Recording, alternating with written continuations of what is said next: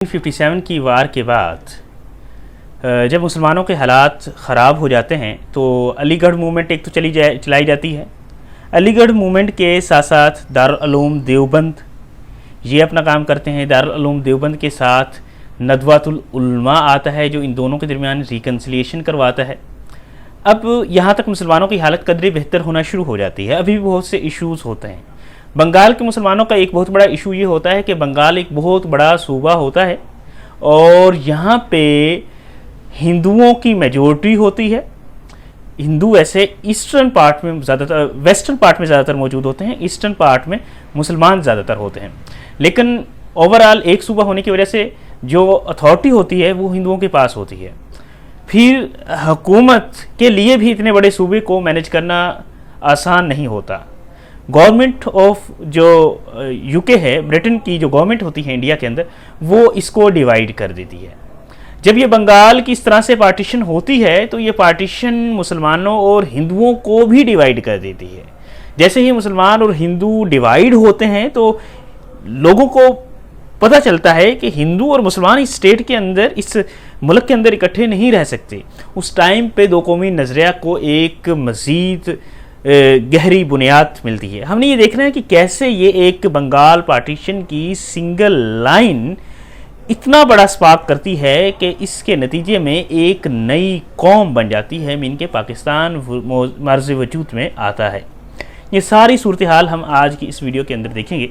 सबसे पहले हमें ये देखना चाहिए कि जो उस टाइम का बंगाल था उसको क्या इश्यूज़ थे। उसकी एक रीज़न ये थी कि ये बहुत मैसिव सूबा था और सिंगल गवर्नमेंट के लिए इसको मैनेज करना बहुत मुश्किल था। इसकी अगर हम टेरिटरी को देखें तो हमें पता चलता है कि 1,99,000 स्क्वायर किलोमीटर माइल इसका रकबा था। 189,000 स्क्वायर माइल्स, ये बहुत बड़ा रकबा था। ये मॉडर्न वेस्ट बंगाल, बांग्लादेश, बिहार और उड़ीसा, ये जो सारा रीजन है आजकल के इंडिया का, ये इसका हिस्सा हुआ करता था एक सूबे के अंदर। अब मल्टीपल यहाँ से प्रोविंसेस बन चुके हैं। दूसरी चीज़ ये थी कि 85+ मिलियन लोग यहाँ पे आबाद थे, जो ग्रेट ब्रिटेन की कंबाइंड पॉपुलेशन से ज़्यादा थे। ग्रेट ब्रिटेन एंड आयरलैंड दोनों की आबादी को मिला लेना, इस सूबे की अकेले की आबादी बना करती थी 85+ मिलियन पीपल उस टाइम पे। तीसरी रीज़न जियोग्राफिकल आइसोलेशन थी। वो कहता है जो ईस्टर्न डिस्ट्रिक्ट्स थे वो रिवर्स के थ्रू कट ऑफ हुए पड़े थे।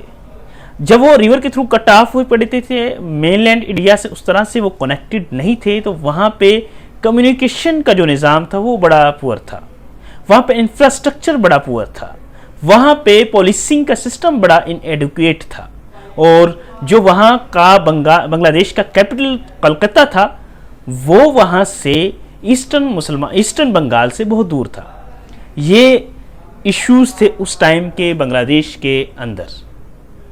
अब जो गवर्नमेंट ऑफ ब्रिटेन थी इंडिया के अंदर, उसने इस इशू के हवाले से कहा कि हमें एडमिनिस्ट्रेटिव हर्डल्स इस हवाले से पेश आ रही हैं तो इसको डिवाइड करना ज़रूरी है। उनका ये गोल था। उन्होंने कहा कि एडमिनिस्ट्रेटिव एफिशिएंसी उन्होंने बहाल करने के लिए प्रोविंस को, जो कि बहुत बड़ा है, इसको डिवाइड करना है। अब इसको डिवाइड करना वाकई एडमिनिस्ट्रेटिव इशू था और इसको हल करना चाहिए था। ये ठीक था उनका स्टांस, लेकिन इसके साथ साथ उनका एक और हिडन स्टांस भी था, एक हिडन उनका प्लान भी था। उनका ये था कि डिवाइड एंड रूल के थ्रू जो यहाँ पे हुकूमत की जाए। लॉर्ड कर्जन का ये मकसद था कि इंटेलेक्चुअल एंड पॉलिटिकल कोहेजन जो बंगाली हिंदू एलीट जो कलकत्ता के अंदर हैं, जो लीड कर रहे थे anti Britain Indian nationalist movement को, उनको कुचला जाएगा इसके थ्रू से। वो कहता है बंगाल जो है एक पावर है और मैं इस पावर को रिड्यूस करना चाहता हूँ। ये लॉर्ड कर्जन की स्टेटमेंट थी। वो यहाँ पे मुसलमानों और हिंदुओं को भी डिवाइड करना चाहता था। यहाँ पे हिंदुओं को भी हिंदुओं से आपस में डिवाइड करना चाहता था। ये भी एक रीज़न थी। ये कुछ मुसन्निफ़िन का ये कहना भी है इस वजह से भी उन्होंने डिवाइड किया, लेकिन मेन वजह ये थी एडमिनिस्ट्रेटिव इश्यूज, और ये मुसलमानों के हक में भी था कि इसको डिवाइड किया जाए। अच्छा जी, जो ये डिवीज़न हुई ये हो जाती है 1905 के अंदर। अब इस डिवीज़न की स्कीम में क्या था, एक तो ईस्टर्न बंगाल बनेगा और दूसरा वेस्टर्न बंगाल होगा। ईस्टर्न बंगाल में एक ईस्ट बंगाल, साथ में उसके साथ असम होगा, ये एक न्यू सूबा बनेगा। इसका कैपिटल ढाका होगा और 31 मिलियन लोग इसका पार्ट बने। यहाँ पे जो ज़्यादातर लोग थे वो मुसलमान थे। 31 मिलियन में से 18 मिलियन मुसलमान थे। 58% जब आबादी इनकी मुसलमानों की हुई तो यहाँ पे मुसलमानों को थोड़ा सा अपने मुताबिक जीने का मौका मिला, और मुसलमानों की यहाँ पे जो आबादी थी उनकी इकॉनमी कदरे बेहतर हुई। यहाँ के लोगों का जो मेन फोकस था जो ज़राअत पे था। यहाँ पे जूट की कल्टीवेशन होती थी जो हमेशा से निगलेक्ट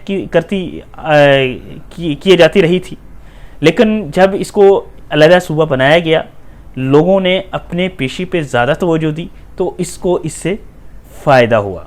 दूसरी साइड पे जो सूबा था वो कलकत्ता था। कलकत्ता पहले भी दारुल हुकूमत था ओवरऑल बंगाल का, और यहाँ की पॉपुलेशन 54 मिलियन थी।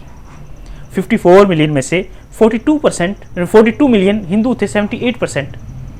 अब ये जो सूबा है ये हिंदू डोमिनेंट है, जो ईस्टर्न पार्ट वाला है वो मुस्लिम डोमिनेंट है। जो कलकत्ता रीजन वाला सूबा था, वेस्टर्न सूबा था, वो इंडस्ट्रियल हब था, एजुकेशन का सेंटर था, और ब्रिटिश इंडिया का ये हर्ट हुआ करता था ये वाला रीजन। जब ये दोनों इकट्ठे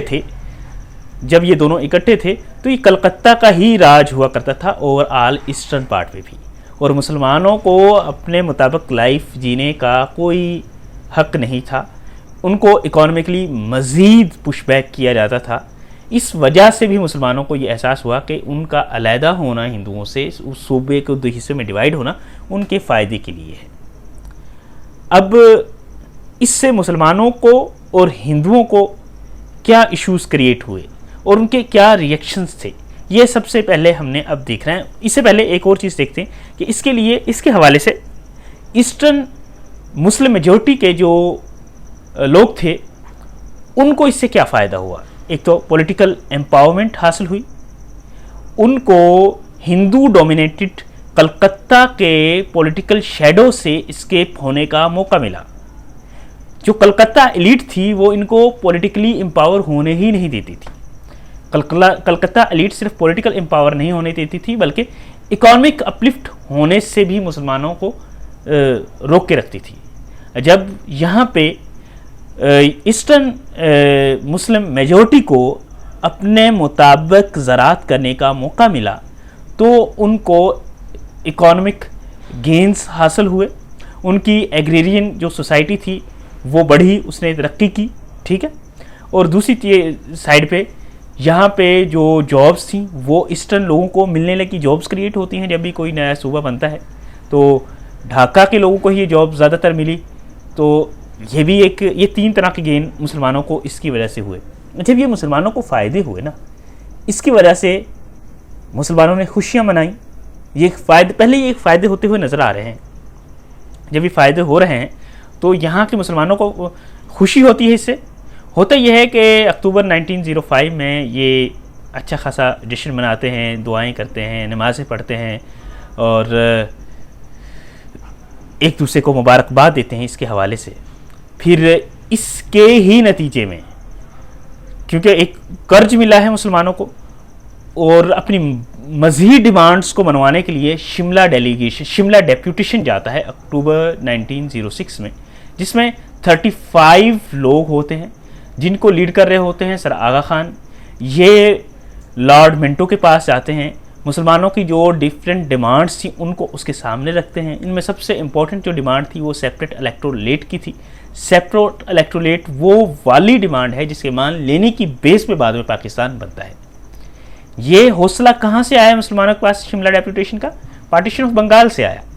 यही partition of Bengal, Shimla deputation और फिर इसी की बेस पे मुसलमानों ने एक नई जमात बनाई, ऑल इंडिया मुस्लिम लीग, 1906 दिसंबर के अंदर। इसकी बुनियाद ढाका के अंदर ही रखी गई थी। ये एक डेडिकेटेड पॉलिटिकल प्लेटफॉर्म था जो सर सैयद अहमद ख़ान ने बनाया था। उस टाइम पे तो उन्होंने मना किया था कि पॉलिटिक्स में मुसलमानों को नहीं जाना चाहिए, लेकिन 1906 तक जाते जाते ये ज़रूरत पेश आई कि मुसलमानों को पॉलिटिक्स में आना चाहिए, क्योंकि उनके राइट्स इसके बगैर नहीं मिल सकते। अब हिंदुओं का क्या रिएक्शन था? हिंदू नेशनलिस्ट जो थे वो बड़े गुस्से में आ गए। उन्होंने बहुत एजिटेशन क्रिएट की इंडिया के अंदर। उन्होंने इस पार्टीशन को विविसेक्शन ऑफ द मदरलैंड कहा, कि उन्होंने कहा कि उनकी जो मदरलैंड है उसके ये 2 हिस्से हुए हैं, उसका विसेक्शन हुआ है। उन्होंने इस को बहुत क्रिटिसाइज़ किया और अक्टूबर 16 के दिन को उन्होंने day of morning and fasting करा दिया, अफसोस का दिन उन्होंने करा दिया। इसके अलावा जो उनकी स्वदेशी मूवमेंट थी वो चली और उन्होंने बाइकाट किया ब्रिटिश मैन्युफैक्चर्ड गुड्स को, जो बरतानिया बनाता था उन सब को बाइकाट किया। इसके अलावा उन्होंने कोशिश की कि लोकल इंडस्ट्रीज़ को प्रमोट किया जाए, ब्रिटिश जो प्रोडक्ट्स हैं उनको क्रिपल डाउन किया जाए, उनको ख़त्म किया जाए। इसके अलावा यहाँ पे हिंदुओं के अंदर एक्सट्रीमिज़म का जो फैक्टर था वो खुल के सामने आता है। हिंदू का जो रिलीजियस सिंबल वंदे मातरम जो यूटिलाइज़ करते थे उसको उन्होंने खूब यूज़ किया। उन्होंने मुसलमानों को अलाइनेट करने की कोशिश की और इसके नतीजे में रिवोल्यूशनरी टेररिज्म इंडिया के अंदर फैला, सीक्रेट सोसाइटीज़ बनी और पॉलिटिकल असैसिनेशंस की गई। इवन के बहुत से जो इंडिया के वायसराय थे उसके ऊपर भी अटैक हुआ, कातलाना हमला हुआ। ये जब सूरत हाल जारी थी तो इसके नतीजे में अंग्रेज़ों के लिए भी कंसर्न पैदा होने शुरू हो गए। अब हिंदू जो हैं हुकूमत के ख़िलाफ़ और मुसलमान जो हैं वो हुकूमत के हक़ में हैं। क्यों? क्योंकि मुसलमानों को एक तरह से उनका जस्टिस मिला, ठीक है, एडमिनिस्ट्रेटिव जस्टिस मिला उनको, पॉलिटिकल, इकोनॉमिक एंड एजुकेशन के लिहाज से उनको अपलिफ्ट हासिल हुआ। और इसके नतीजा ये हुआ कि मुसलमानों को इकोनॉमिक सॉल्वेशन मिल गई, एजुकेशन की अपॉर्चुनिटीज़ मिली और उन्होंने इसके नतीजे में ब्रिटिश का साथ दिया, ब्रिटिश के साथ लॉयल्टी शो की। जबकि हिंदुओं को ये लगा कि ये जो है उनको पॉलिटिकली सबुटाज किया गया है और इसके नतीजे में उन्होंने जो नेशनल यूनिटी थी इंडिया की, जो कल्चरल आइडेंटिटी थी, उसको डिस्ट्रक्ट करने की कोशिश की। और उनका स्टांस ये था कि ब्रिटेन के ख़िलाफ़ बाइकाट किया जाए, ब्रिटेन जो हैं वो इंडियन को तोड़ने जा रहे हैं। उन्होंने विविसेक्शन किया है मदरलैंड को। जब ये सूरत हाल क्रिएट हुई, हिंदुओं के दबाव में ब्रिटेन गवर्नमेंट आ गई। 1906 से लेकर अभी 1905 से लेकर 11 तक अभी 6 साल गुजरे थे कि ब्रिटेन ने अपना फ़ैसला वापस लेने के हवाले से गौर व फिक्र किया। फिर होता यह है कि जो अंग्रेज़ हैं वो स्वदेशी मूवमेंट के जो बाइकॉट्स थे उनके सामने स्टे नहीं कर पाई। वो जो रिवोल्यूशनरी टेररिज्म क्रिएट हो रहा था इंडिया के अंदर और जो ब्रिटेन के ख़िलाफ़, ब्रिटिश की प्रोडक्ट्स के ख़िलाफ़ उन्होंने जो स्ट्रेटजीज़ अपनाई थी ब्रिटेन गवर्नमेंट, उनको टैकल नहीं कर पाई। तो फिर किंग जॉर्ज 5 इंडिया में विजिट करते हैं और वो 1911 के अंदर पार्टीशन ऑफ बंगाल को ख़त्म कर देते हैं और फिर दोबारा से ही ईस्ट एंड वेस्ट बंगाल एक सूबा बन जाते हैं। ठीक हो गया। इससे ये हुआ कि मुसलमानों को अब एक धचका पहुंचता है। अब इस धचके की वजह से मुसलमानों को एक एहसास पैदा होता है कि हिंदू और मुसलमान इकट्ठे नहीं रह सकते। जो इशू क्रिएट हुए थे मुसलमानों के लिए इसकी एन्यूलमेंट के बाद वो ये था कि मुसलमानों की जो ब्रिटेन के लिए लॉयल्टी थी वो ख़त्म हो गई। पहले तो वो ब्लाइंडली ट्रस्ट करते थे, कर रहे थे जो ब्रिटिश के जो स्ट्रेटजीज़ थी बंगाल के हवाले से, लेकिन अब उनके हवाले से उनकी लॉयल्टी एंड हो गई। इसके अलावा मुसलमानों ने ये रियलाइज़ किया कि जो ब्रिटेन गारंटीज़ दे रहे हैं मुसलमानों की प्रोटेक्शन की वो वर्थलेस है। वो हिंदू एजुटेशन का सामना नहीं कर सकती ये गवर्नमेंट। इसके अलावा मुसलमानों को यह एहसास हुआ कि अगर उन्होंने अपनी हिफाजत के लिए किसी पे यकीन करना है तो वो खुद है, उन्हें खुद ही अपने लिए कुछ बेहतर करना होगा, कोई इनका साथ देने के लिए तैयार नहीं है। गवर्नमेंट हिंदुओं के सामने उस तरह से सस्टेन नहीं कर पाती, उनके एजुटेशन के सामने हथियार डाल सकती है। मुसलमानों को ये एहसास हुआ उस टाइम पे। 1905 में जो ये पार्टीशन हुई, इसके नतीजे में मुसलमानों को एक चीज़ का एहसास हो गया कि Hindu community and Muslim community ये दोनों डिफरेंट हैं, दोनों किसी भी तरह से इकट्ठे नहीं रह सकते। 1905 के अंदर जैसे ही हिंदुओं ने पार्टीशन की मुखालफत की, मुसलमानों की खुशी उनसे देखी नहीं गई, तो मुसलमानों को एहसास हो गया कि हिंदू कभी भी मुसलमानों के सगे नहीं हो सकते। 1911 में जब एन्यूलमेंट हुई तो मुसलमानों का जो गवर्नमेंट पे रहा सहा ट्रस्ट था वो भी टूट गया। फिर मुसलमानों और हिंदुओं के जो रास्ते थे वो अलहदा होते हुए नज़र आते हैं। ठीक हो गया। इसके बाद क्या होता है कि ये जो बांग्लादेश है ये एक वजह बनता है पाकिस्तान बनने की। आपने इस बात को गौर से सुनना है क्योंकि लास्ट टाइम और इस दफ़ा भी पीएमएस में क्वेश्चन कुछ इस तरह से आए थे कि पिछली मूवमेंट्स को वो लिंक करते थे पाकिस्तान के बनने के हवाले से। अब पार्टीशन ऑफ बंगाल को अगर हम देखें तो पार्टीशन ऑफ बंगाल पहला स्टेप है जो पाकिस्तान बनने की तरफ लेके गया मुसलमानों को। इसके नतीजे में ऑल इंडिया मुस्लिम लीग बनती है।